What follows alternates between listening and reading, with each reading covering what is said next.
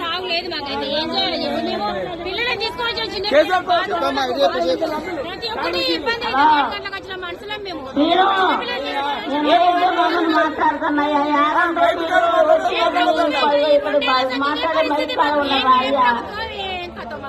Bus stand లో ఉన్నాయా bus stand కాడికి వచ్చిన చూస్తున్నాయా సీను నల్లమన్నగూడెం అయ్యమ్మని మాట్లాడేది గన్నం సీను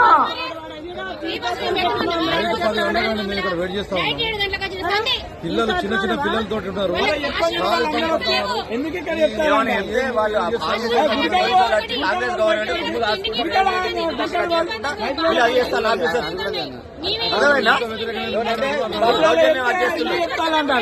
మీరు ఇలా చెప్పదు ఎందుకు చెప్తానంటారు మన అక్కడ మెంటల్ చెప్తే అయిపోతుంది కదా. ఇక్కడ చెప్పగలడు ఆయన నేను చావాలేంది పిల్లలు పట్టుకొని ఇంతవరకు ఒక బస్సు ఉండదా ఆడికి పోయి కౌంటర్ కార్ ఉంటాయి అంటారు. కౌంటర్ లో మాకు తెలియదు అంటారు. పోలీసులు మా డ్యూటీ అయిపోయింది అంటారు.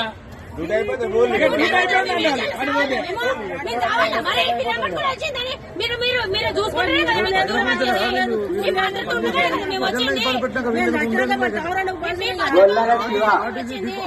పిల్లలు వాష్రూమ్ వస్తుందని మస్తు ఇబ్బంది పడుతున్నారు. బాత్రూమ్ కరెక్ట్ లేవు. గొల్లన శివ వరంగల్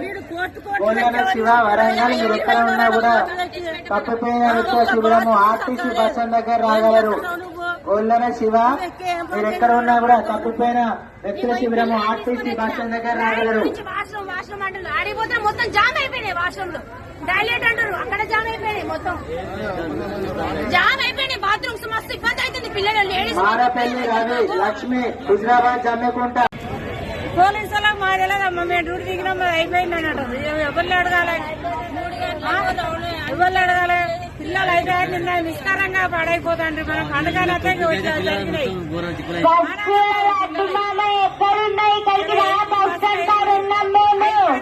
బస్సు రావాలి.